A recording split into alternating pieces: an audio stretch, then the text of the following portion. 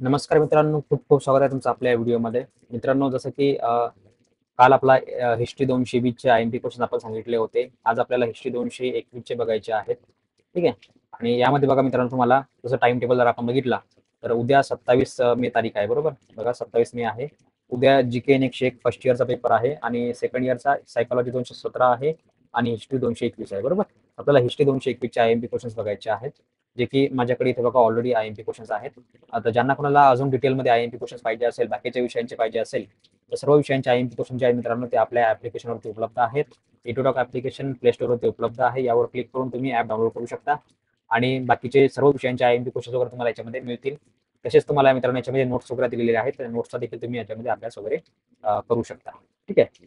तर मित्रांनो, ज्यांना कोणाला पाहिजे असेल त्यांनी डाउनलोड करा. ज्यांच्याकडे वेळ नसेल किंवा जॉब वगैरे करत असाल, तर तुम्ही फक्त आय-एम-पी क्वेश्चन जरी वाचून गेले, तर तुम्ही आरामात पास होऊ शकता. आणि यावेळेस मी तुम्हाला भरपूर आय-एम-पी क्वेश्चन दिलेले आहेत. एकदम कमी फी आहे, नॉमिनल फी आहे, तुम्ही त्यामध्ये घेऊ शकता. ओके. तर चला मित्रांनो, व्हिडिओला सुरुवात करूया. आपल्याकडे बघा आता हिस्ट्री 221 चे आपल्याला आय-एम-पी क्वेश्चन्स बघायचे आहेत.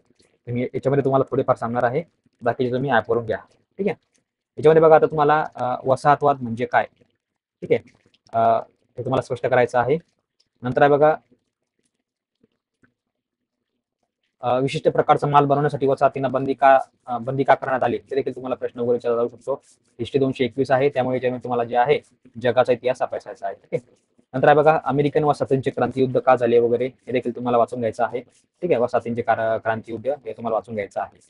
नंतर आहे फ्रेंच क्रांतीस कारणीभूत ठरलेली 3 कारणे आणि फ्रेंच क्रांतीस कारणीभूत ठरलेले 3 आर्थिक किंवा सामाजिक कारण जे आहेत ते सांगायचे आहेत तुम्हाला. याच्यामध्ये तुम्हाला आर्थिक किंवा सामाजिक कुठलंही काही विचारलं जाऊ शकतं किंवा कुठल्याही तुम्हाला 3 कारणं विचारले जाऊ शकतात. तर हा प्रश्न तुम्हाला उद्या 100% पेपरमध्ये येणार आहे. ठीक आहे. तर हा देखील सर्वांनी वाचून घ्यायचा आहे. नंतर आहे बघा विचारवंतांची कामगिरी तुम्हाला स्पष्ट करायची आहे. जे काही विचारवंत होऊन गेलेले आहेत, त्यांची तुम्हाला कामगिरी वगैरे याच्यामध्ये स्पष्ट करायची आहे. नंतर बघा राष्ट्रीय सभेचे कार्य तुम्हाला सविस्तरपणे सांगायचे आहे. राष्ट्रीय सभेचे कार्य काय असतात ते तुम्हाला सांगायचे आहेत. नंतर आहे बघा नवी विधिमंडळ याबद्दल देखील तुम्हाला प्रश्न वगैरे येऊ शकतो. नंतर आहे बघा क्रांतीचे नेते, ज्या काही क्रांत्या वगैरे झाल्या त्यामध्ये जे काही नेते होते त्याबद्दल सुद्धा तुम्हाला कुठल्याही नेत्यावरती प्रश्न वगैरे येऊ शकतो. ते देखील तुम्हाला लिहिता आलं पाहिजे. नंतर बघा रशियातील सामाजिक स्थिती स्पष्ट करणारे मुद्दे तुम्हाला सांगायचे आहेत. रशियातील सामाजिक स्थिती, तर रशियामधील जी काही सामाजिक स्थिती होती त्यावेळेचे ते तुम्हाला स्पष्ट करणारे जे आहेत ते तुम्हाला मुद्दे वगैरे जे त्याच्यामध्ये मांडायचे आहेत. तुम्हाला असा कुठलाही प्रश्न तुम्हाला याच्यामध्ये येऊ शकतो. नंतर आहे बघा रशियातील क्रांतीपूर्व काळातील आर्थिक स्थिती स्पष्ट करायची आहे. रशियातील क्रांतीपूर्व काळातील आर्थिक स्थिती. नंतर आहे बघा क्रांतिकारी विचारांचा प्रसार.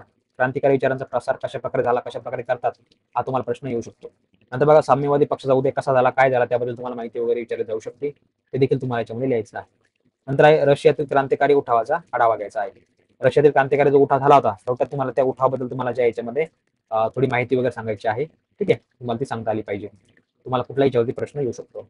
नंतर बघा शासकीय धोरणे कुठली, अर्थव्यवस्थेतील बदल जे काय झाले ते कुठले कुठले बदल झाले, ते देखील तुम्हाला प्रश्न वगैरे येऊ शकतो. नंतर बघा भांडवलशाही पद्धतीचे फायदे व भांडवलशाही पद्धतीचे म्हणजे वाढच्या प्रकारे झाली, ते तुम्हाला याच्यावर सांगायचं आहे. थोडक्यात तुम्हाला भांडवलशाहीवरती एक प्रश्न उद्या 100% येणारच आहे. नंतर आहे बघा औद्योगिक क्रांतीचे इंग्लंडमधील प्रारंभ. आता याच्यावरती तुम्हाला भरपूर प्रश्न येऊ शकतात किंवा औद्योगिक क्रांती जी आहे ती इंग्लंडमध्येच का चालू झाली. ठीक आहे. म्हणजे इंग्लंडमध्येच का सुरू झाली, दुसरीकडे का झाली नाही, असे देखील तुम्हाला भरपूर प्रश्न वगैरे येऊ शकतात. कुठलाही प्रश्न घुमून फिरून तुम्हाला विचारला जाऊ शकतो, परंतु तुम्हाला त्या सर्वांचं उत्तर जे आहे ते एकच लिहायचं आहे. ठीक आहे. नंतर आहे बघा समोर आहे आपल्याकडे अजून जर्मनीचे एकीकरण का झाले, इटलीचे एकीकरण का झाले. ठीक आहे. नंतर बघा युरोपीय वसाहती वगैरे काय आहे, साम्राज्य विस्तार म्हणजे काय वगैरे, असे तुम्हाला भरपूर काही प्रश्न जे आहेत ते विचारले जाऊ शकतात. ते मोस्टली जे आहे तुम्हाला फ्रेंच क्रांती, अमेरिकन वसाहत, ठीक आहे, बोस्टन पार्टी, अजून बघा राष्ट्रीय सभेची कार्य, नवी विधिमंडळ क्रांती, रशियावर तुम्हाला एकदम प्रश्न येऊ शकतो. अर्थव्यवस्था, भांडवलशाही पद्धत.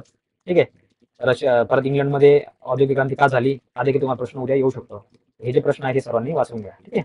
बाकी आपला जे टाइम टेबल नुसार आहे ते आपले लेक्चर वगैरे येतीलच आणि रोज संध्याकाळी आपलं लाईव्ह लेक्चर होत असतं. ठीक आहे.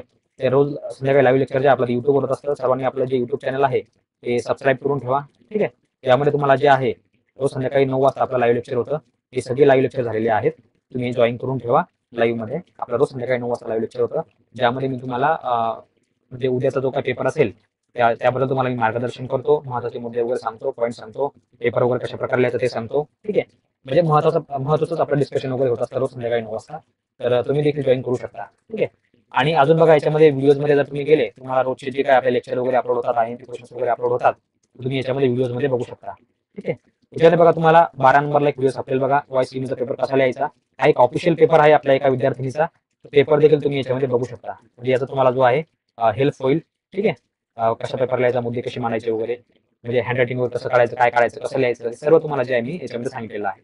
नंतर बघा मित्रांनो, आपला 11 नंबरला व्हिडिओ आहे OICME साठी ABCD कसा बनवायचा. तुम्ही कधी ऐकलं असेल OICME आपल्या ABCD बद्दल. ठीक आहे. तर सर्वांना ABCD बनवणं कंपल्सरी केलेलं आहे. मागच्या वर्षी बऱ्याच विद्यार्थ्यांनी जमा करून दिलेले आहेत, काहींचे बाकी आहेत.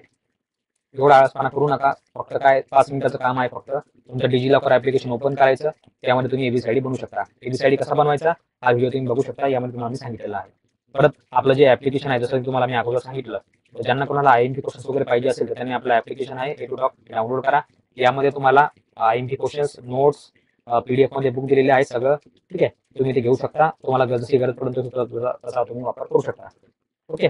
आणि याची थोडीशी तुम्हाला नॉर्मल फी आहे, जास्त फी नाहीये, फक्त 100-150 रुपयामध्ये तुमची फी आहे. फक्त तुम्ही हा कोर्स घेऊ शकता. ज्यांना गरज आहे ते घेऊ शकता. कोणी जॉब करत असेल किंवा कोणाकडे वेळ वगैरे नसेल किंवा चांगले मार्क्स वगैरे पाडायचे असेल, यावर्षी मी तुम्हाला भरपूर असे IMP क्वेश्चन दिलेले आहेत. तुम्ही त्यातील अर्धे जरी वाचून गेले, अर्धे जरी समजा तुम्ही तयारी करून गेले, तुम्ही आरामात चांगल्या मार्कांनी पास होऊ शकता. ठीक आहे. अशा प्रकारचे आहे. ठीक आहे. तर अशा आहे मित्रांनो, तुम्हाला हे प्रश्न जे आहेत ते पटले असतील, आवडले असतील, आणि सर्वांनी याची थोडीफार तयारी करा. आता हे फक्त सॅम्पल आहे. ठीक आहे. बाकीचे सगळे IMP क्वेश्चन जे आहेत ते आपल्या या ऍप्लिकेशनवरती आहेत. म्हणून मी तुम्हाला म्हटलं, ज्यांना कोणाला पाहिजे आहे ते घेऊ शकता.